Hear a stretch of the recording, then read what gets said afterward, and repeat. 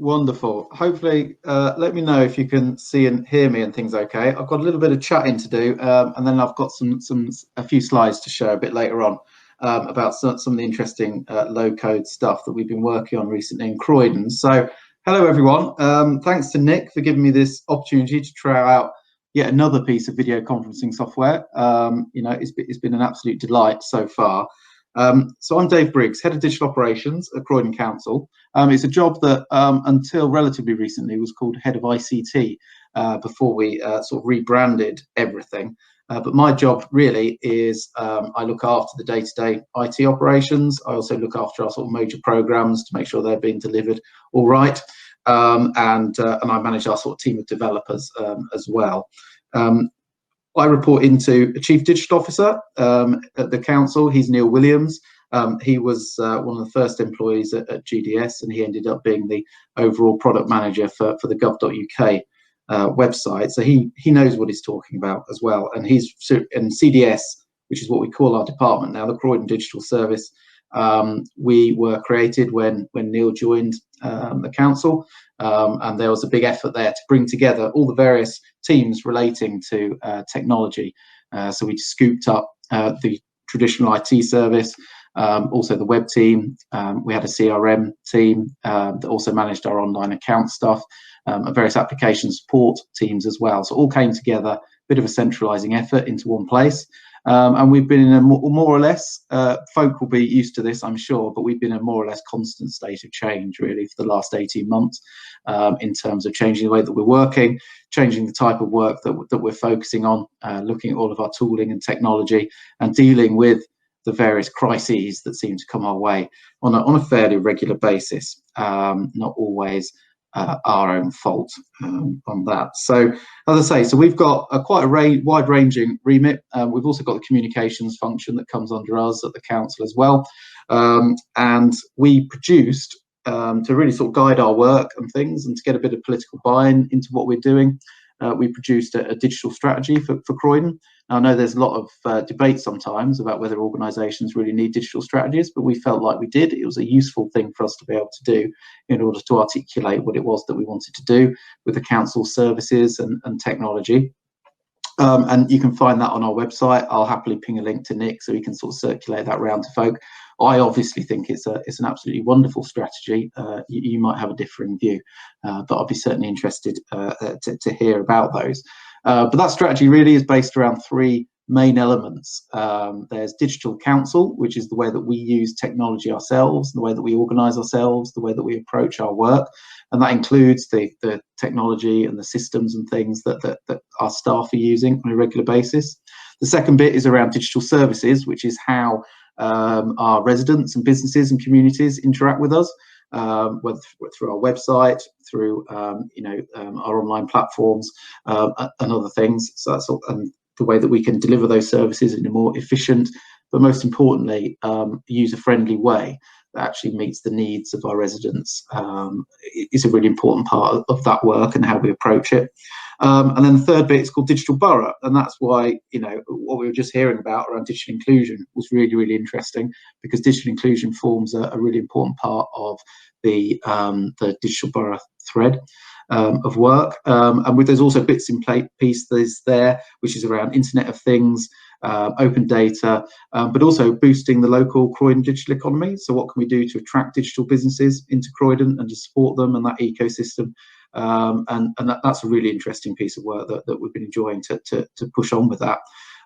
We do blog quite regularly. So if you go to croydon.digital, you'll be able to read the latest stuff that we've been working on, and there's links to various bits and pieces that have been going on there. So very, very much worth your time having a look at that blog. I'll get onto some of the COVID stuff in a moment, but just that if I was to talk about sort of three big pieces of work that we've really been focusing on within the team in the last 18 months, and a lot of this is going forward as well. The first one is quite a significant piece of organisational change that we've been doing within CDS. So if you were to add up everybody that works with us, which includes various teams of contractors and things like that as well, depending on the day of the week, we've often got something like 120 or so people across the digital service. As I say, that does include comms as well, and some other bits and pieces. And very much a tradition, when we inherited it, very much a traditional local government IT service that we wanted to change.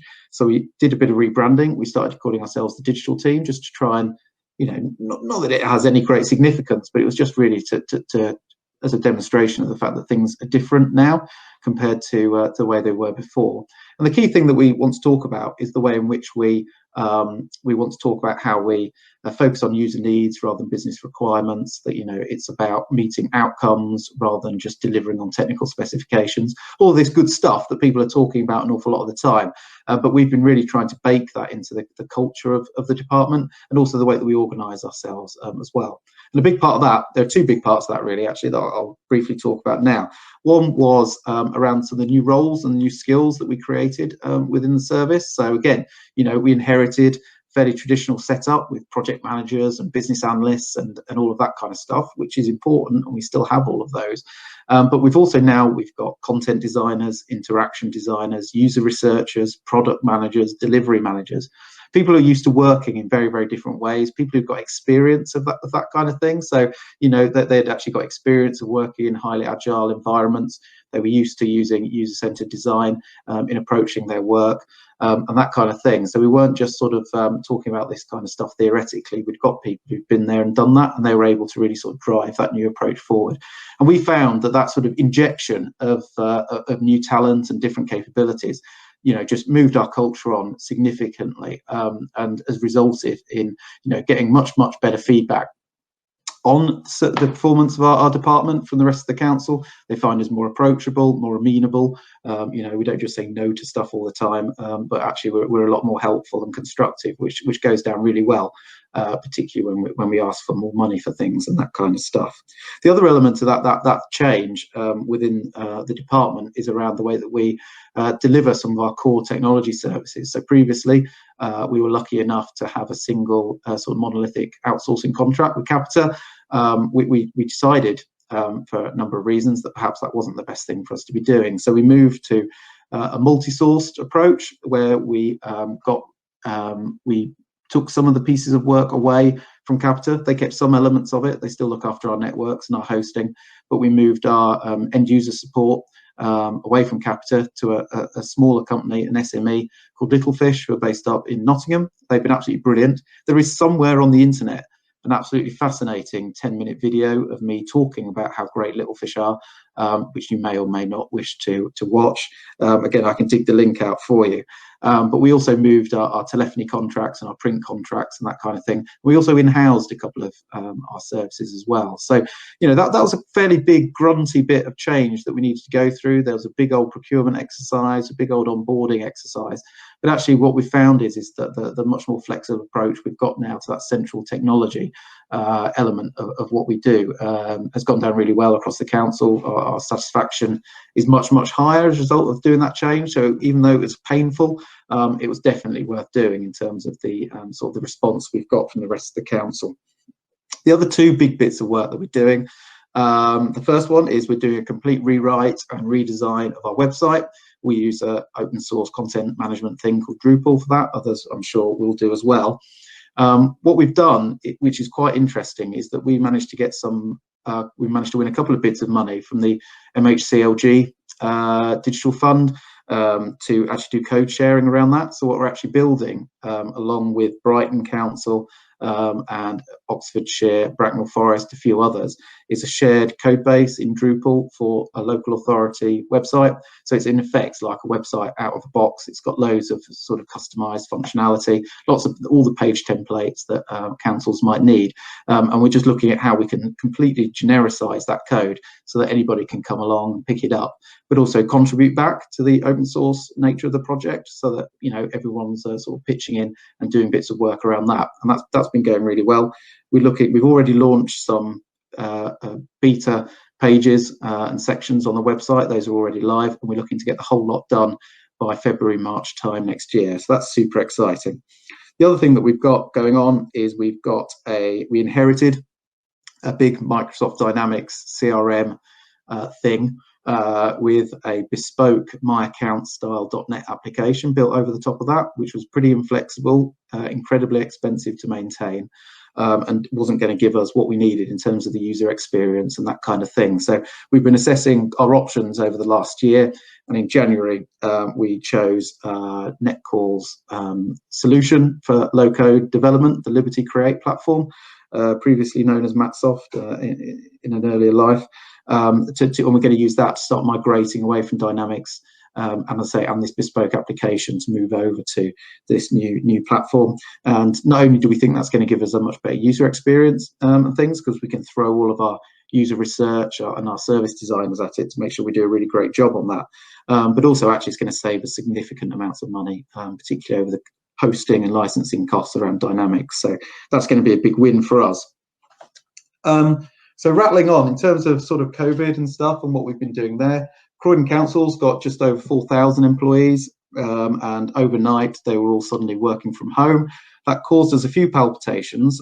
We were quite lucky, really, from the IT operations side of things, in that we'd been thinking about it for about a month. So, you know, one or two of us have been reading about what had been happening in China and elsewhere.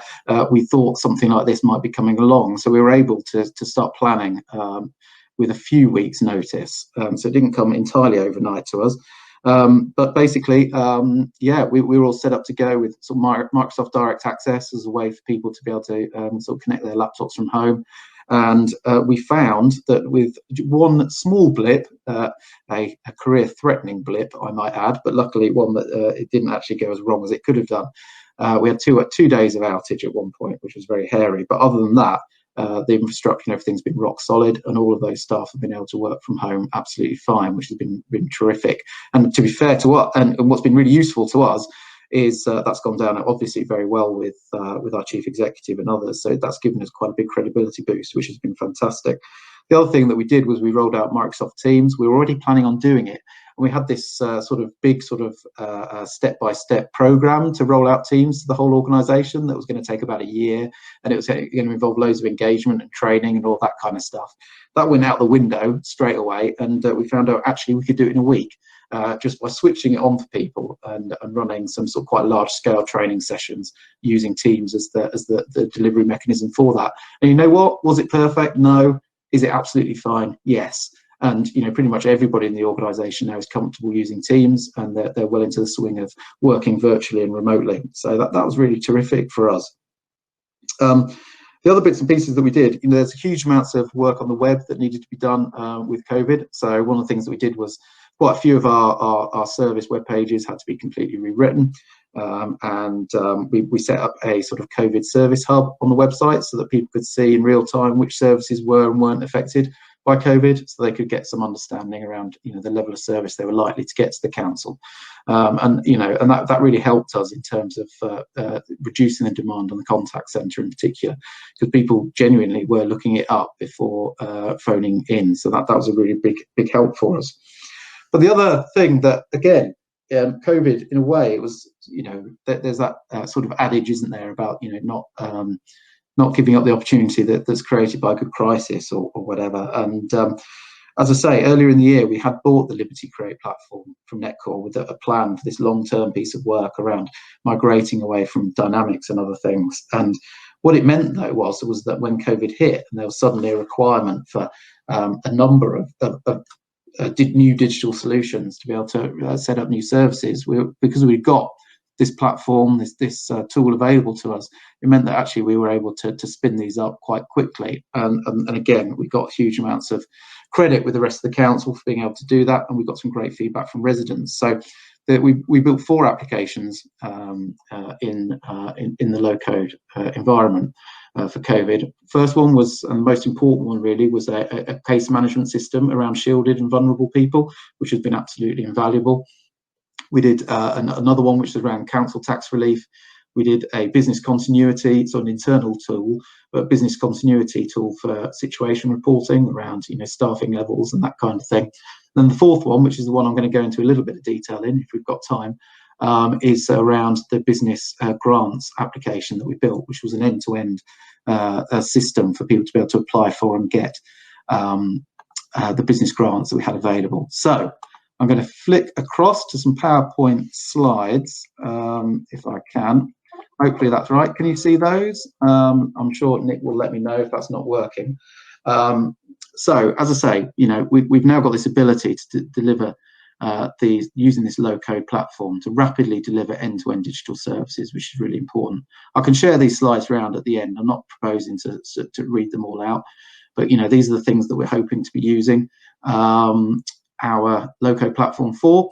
And of course, when the COVID crisis hit, we rapidly changed direction and started using this toolkit to very quickly deliver some of these new services. And eventually, this is the sort of idea that we're working towards around some of the this is very high level, sort of fairly abstracted architecture around what we want to be able to do. But we want to be able to build as many generic capabilities as we can and basically reuse those over and over again to build out consistent and easily supported workflows for both our residents to use and indeed for staff as well on the back end. So that we, as I say, the key thing here is about the reuse of common cloud capabilities. So as I say, we did the SITREP tool, we did a business rates grant thing around, which also included the council tax, the shielding database, and the business discretionary grant fund, which is what I'm going to talk about. And each time we built one of these, we had to create components, or we've done integrations which can then be reused elsewhere. So what did we need to do for this discretionary grants things? Well, this came up through our economic development department, and we needed to be able to get the problem to solve was be able to get this funding from central government to our businesses as quickly as possible. We needed to be able to triage the applications. We needed to collect data and evidence from elsewhere. We need to do some processing and award the funding as well. And we had to, it would run for a month. But the key thing here was the speed, that we had to get it up and running in early June because these businesses were crying out for this money. And also we were being quite heavily performance managed by central government, who wanted to know how much money that we were going to be sort of sending out. So we put together a multidisciplinary team working across a number of different sort of stakeholders and internal users. You can see the kind of roles that we had involved in that. And as I say, we built this public-facing end-to-end solution with an online form. It had some digital signing in there, back office processing. We could report, and we had a dashboard built in. And also we integrated it with customer notifications. So those that are applying for the grants got text messages and email alerts through the integration with gov.uk Notify. So that, again, it meant they weren't bothering the contact centre because they were kept up to date all the way through. So we built this. There's a few screenshots here. I'll whiz through these. There was a public-facing form, which included some triage questions. All of this follows a thing that we rather pompously call the Croydon design system, which is basically a bootstrap-based bit of style sheeting, so that all of our both our website and all of our forms will always follow the same consistent method of collecting information, the same look and feel, and all of that kind of stuff. So these are some of the questions that we ask. We data collect around all the information that we needed from the businesses so that we could check what's going on. People could upload documents into this as well where that was necessary. And you can see, the way that we can upload different types of evidence, and the people applying could see what they'd uploaded and what else they needed to do and things like that along the way, which was great. We could get people to do some digital signing on here. So if they're on a tablet or something like that, they could use their finger. Otherwise, you'd have to sort of scribble with a mouse or something like that. But we were able to do that, and that was all built in within the Netcall platform. So that was great. Here's where we've integrated with gov.uk Notify for text messages and for emails to let people know what's been going on. And this included links for people to be able to click and go straight into their applications. They could update them if they needed to. Here we can see some of the back end stuff, so people can see how much work is in each queue, what needs to happen next, and all of that kind of thing. The processors had ways, a checklist that they had to work through to manage that sort of workflow there. And again, this was all done by doing some user research with them to make sure we designed it in a way that made sense for them and didn't create too much work. And we could also manage communications. So this is almost like a little bit of a CRM light thing that was built into the back of this thing, so that any information coming to and from the customers, we can check that, and we've got an audit trail of all that kind of stuff. And again, built in using the reporting functions that are built into the Liberty Create platform, we're able to create pretty dashboards. We can export files for data analysis and produce graphs and that kind of stuff as well. And we use Trello as our way of managing the backlog, recording the user stories, and we've still got stuff that, you know, is being looked at as we go through on that. But the really great thing for us is that this whole thing, from the initial stakeholder meeting to go live, was done in 9 working days. And you know, that's just the difference that having this kind of low-code platform available to us makes, that we can just bash this stuff out so quickly. And it got quite a lot of interest across the council, as you can probably imagine. And currently we're sort of fending off quite a few requests for similar sort of help now that people know what we're able to do. And this is quite nice. This is almost you know, this is extremely rare, quite frankly, that we get this kind of praise for some of our council services on Twitter. This is somebody saying that just how good it looks, and how it makes, look at that, makes the banks look like amateurs. So you know, we were really pleased to be seeing that, and it went down very well with our politicians as well. And again, our colleagues are very happy with us, which is always nice to hear. I know we've got a few sort of lessons learned here for us, that we can move a lot quicker with low code, but actually, you know, there were some lessons learned for us here around sort of estimating. Even though we got it done quickly, you know, originally we thought we might be able to get it done quicker. We've got to base it on the fact that we needed to make sure that, you know, this is a new technology to CDS staff, so we need to bear that in mind. Giving time for stakeholders, because they're not always available when we want them to be. And we also need to make sure, you know, we've got time in there for security assessments and all of that kind of stuff. So that is my very quick, I know, I appreciate that I've sort of chatted through that really, really quickly, but hopefully that gives some idea around, you know, the sorts of things that we can start doing. And our aim now, now that we've done that sort of emergency response work around COVID, and we've sort of proved the case for low code as being a way for developing applications, we're hoping now that we can start migrating some of our sort of legacy digital services away from the old Dynamics.net stuff and onto low code, and we can start presenting this really nice, you know, consistent user interface to all of our customers. So we're really pleased with the way that that's been going. And I think I'm going to stop talking, if that's all right. Yes, that's wonderful. Thank you, David, for your insight and your wealth of expertise and knowledge. Hopefully people found that of use. I'm sure they will have done. Well, I think there's not been too many questions coming in. I think people are either sort of stunned or indeed bored into silence. But I'm happy. It's probably a combination of the two, to be honest. Yeah, I'd like to think so. The user experience of this wonderful platform that I've been introduced into. You know, if some of them probably were with this morning, so yeah, they'll be in some sort of techno coma, I would imagine. But no, thank you for that. Was wonderful. Thank you.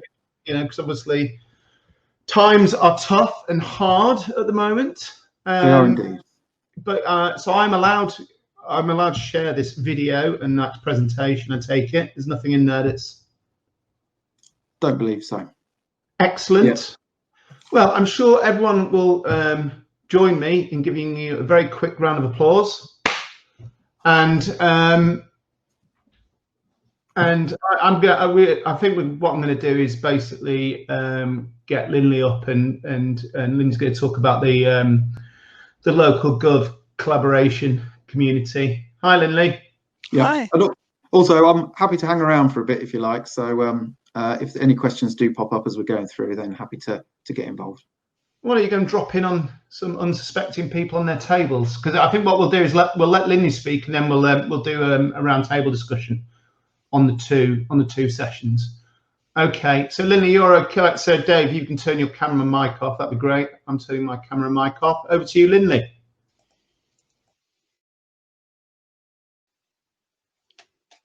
So, hello everyone.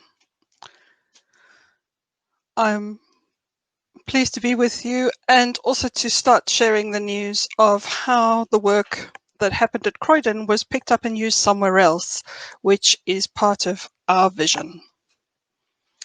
So we were delighted. Our vision is to help councils become faster at digital transformation and make it easier for them.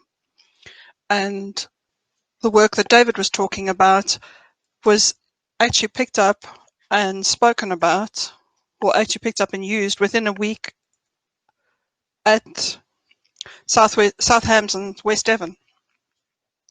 So this was just the living out of the vision that we'd had, and we continue to be enthusiastic about this community. And I wanted to share something about that with you today and offer, people the opportunity to join in. So you heard about the wonderful things that Croydon had done, that it took them 9 days because they had to do some work. They then put that into our community. We did a quality control and took out anything that would relate directly to Croydon so that it could go to other users of our community. And as reported in the MJ on the 2nd of July, Southams and West Devon picked it up. Within a week, they were up and running because they were able to leverage all the work that Croydon had done, and they were able to get further ahead on their business grants. So we thought that that was just a wonderful story. But it wasn't just one application. You can see in our app share, and we have an app share, which means that anybody on the platform can download any of these accelerators for free, and then you work with them.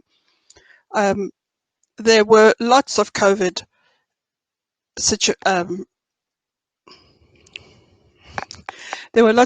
programs or applications or accelerators done and brought forward to share. So it has been a very exciting time for us to see everybody talking. There's a forum. People can talk on the forum. The developers talk on the forum all the time. They ask questions. They support one another. And we have dedicated builders who are there. And we also have online events. And we have an Ask the Expert and various people from the community. Last week it was Craig Barker from Cumbria County Council was the expert, and he was answering questions from other councils as to how he'd managed to get around certain things or the build that he did. So this is, I suppose, an advertorial. Our real celebration is in the fact that our vision has started to come to life in fast development and fast sharing that makes it easy and quick for people to borrow and share from others, and not to have to pay a vendor twice, because once you're on the platform, you download them for free. And I thought it might be useful for you to actually see and go yourself. So here's our forum with all our build advice. And if we were in the app share, we could choose something, and then you could go and have a look at it. And you could scroll down and you could pick up on any screenshot you wanted to see. And you could read about it and see how it worked.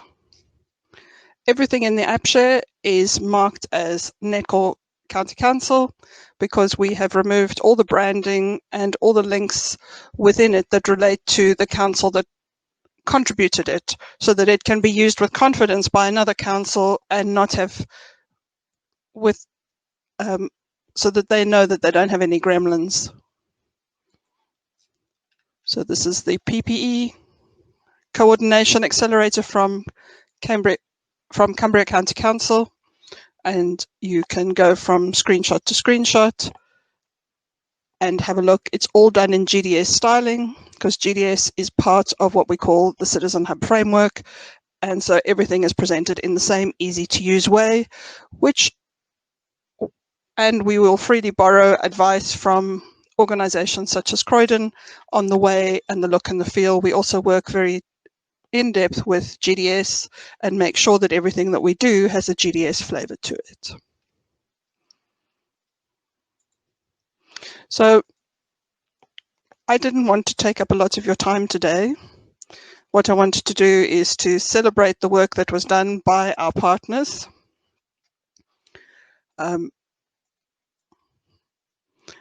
and to invite you to come along and have a look. And thank you for listening.